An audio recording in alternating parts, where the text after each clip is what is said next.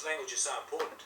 The Anasazi language is the language that we use basically in this work to give commands to open certain alignments and portals, and to give calls to certain parts of consciousness to come into our reality fields, to open gateways of alignment of multidimensional consciousness, to call those elements and configurations of our own higher dimensions back into self-realization. And it's very important too, you know. So you can't do it really without making some commands. And I even learned this back in the early days when I was asking Jesus. I said, well, what shall I say? Give me the commands, because you know, I realised that when the Father spoke through him, the command was given, and it was so, you know, the word went forth, and it would not return void without achieving the purpose for which it was sent. And so the command came from the Father through the Son, and it was done. And so I thought to myself, I'll ask Jesus, well, how do I do that? And he said, well, start speaking in the angelic language, you know, what some people call the prayer language, which everyone's got inside of them. That's part of their imprint. And to start making command tones to open up frequency fields, you know, and start making encryption lattice command control mathematical programs to open up certain configurations of thought that have been shut down to you before. So use language, use your voice, you know. And I learned this by saying, well, what shall I say? You know, and I started to hear these voices, or this strange language come out of me, and I would make commands, and then my life started to change, right? But we found that there is a creation language. It's got 144 elements of thought, you know, constellations of thought, harmonic universal frequency keys of standing scalar tonal waves that constitute sound thought language. So when you made the command, you would actually have 144 elements, you know, 144 elements of matter manifestation. Down here in this earth at the moment, we have a very limited elemental constitution, and a lot of it's distorted, and a lot of it is missing elemental constructs, and it's a very base, degrading system of decay. But the original creation language has 144 harmonic, subharmonic frequency tones, which are thought signatures that would actually translate into sound tones and into vocal invocations that you could utilize to open exact and precise Stargate alignments internally within your own anatomy and externally within the multidimensional structure, you know. And I found that this was very, very important, especially considering the fact that when you realize that your DNA has been coded by sound tones, when dead men spoke dead words to you and you took them on board and filed them down there into the archives of your biological anatomy as your DNA construct, you actually stored those tonal signatures as energy down there, and you produce that as a light emission, as a holographic representation of who you think you are from what you've been taught. But when you hear the voice of God as the living frequency, and the sound, you know, it's a sound mind, you know, it's a sound mind.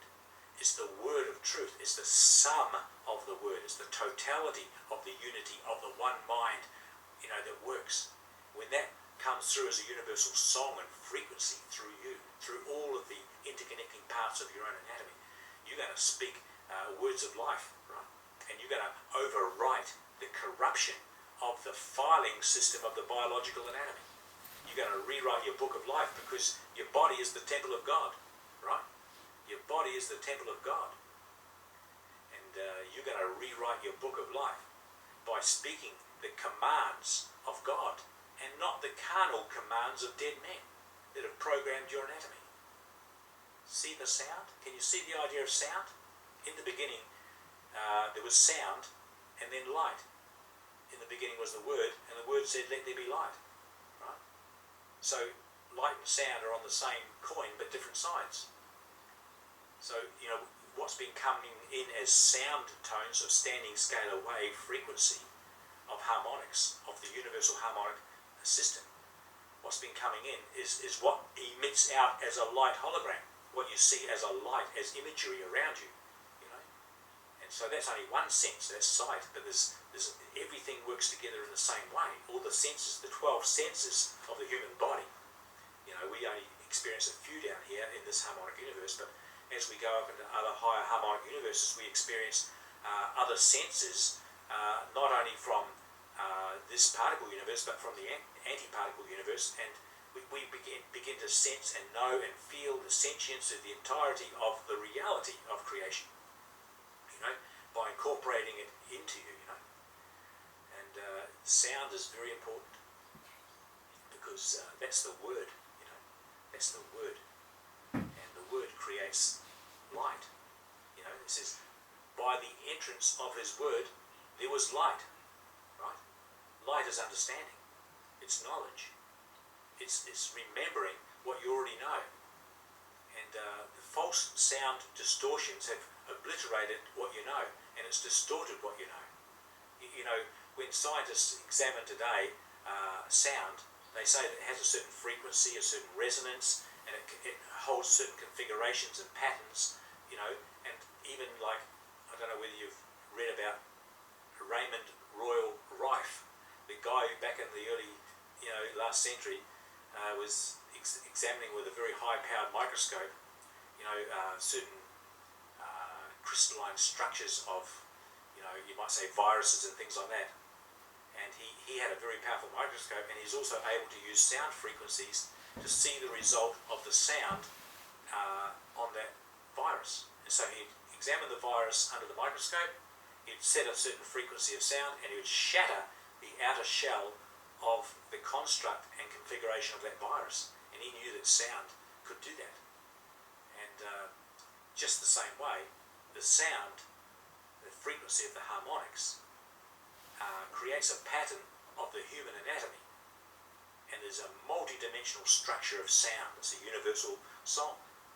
And as you align yourself with the universal song in the symphony of life, you're going to emanate the true image, because sound creates light. You're going to see the exact sound tones of the music of the spheres, resonating through your biological structure, and all of the parts that are missing in the atomic structure that have been ripped off into black hole technology. You're going to reconstitute, because you're going to come out of the alignment of the frequency tones of dead men who have programmed your mind, and you're going to align yourself with true sound. You're going to have a sound mind, and you're going to be filled with light. And it's quite amazing, isn't it? When you can actually say, I am the universe of God, I am the divine pattern, I represent the entirety of everything, everyone is a member of me, and I'm going to look with eyes of love and see the Christ shining in my brother. I'm going to see the Christ shining in my sister. I'm going to see that Christ everywhere I look, for Christ is all and in all. There's nothing but Christ in the mind of God. And when everything comes into divine order, you'll know yourself that way. And when you determine to look with eyes of love, you'll see it everywhere. And you can change your hologram by emanating the intention of extension of the Christ you are, because the Christ will overlay and overlook sin. It will overlook sin, and as the frequency of your beautiful energy of the Christ comes out, it'll transfigure the world around you. It'll transfigure the world around you. And that's what we're here to do. We're here to walk in this earth as givers of rivers of life. The radiance and the presence of the wholeness, of the goodness and the beauty of love, of joy, of peace, of true creation. We're here as the sons of God, That's what it says in the Bible anyway. It says, the whole world is groaning and moaning in travail, even unto now, earnestly awaiting the manifestation of the sons of God to set creation free. We're going to set creation free by the eminence and radiance of the glory of the universal pattern in true alignment emanating through us, and we're going to bestow the beauty of holiness upon all things. Right? That's what we're here for. And the true alignment is most important, to understand your own anatomy, your structure, the precise way that the hologram works, and the fact that you have been distorted, the fact that you can realign, the fact that this energy is coming into the earth in this current stellar activation cycle. The black hole technology of the powers of the principalities and rulers of the dark world, those parts of you that are ripping your energy right down the black hole into that parallel universe that's siphoning your energy. You can cut that off and let that drop on its own. You don't want to go down the black hole. You want to rise up in the upward calling into Christ. And So it's very wonderful. Anyway, I'm just going to stop that recording right now because I've been on here for about nearly 4 hours, I suppose, talking full chat. Anyway, beautiful ones. Someone else can come up and take the mic. You know, I don't want to hog the mic, but come on up and just realise it's a free room to talk about the topic here, conversations of the interdimensional. So come on up, beautiful ones. I hand over the mic.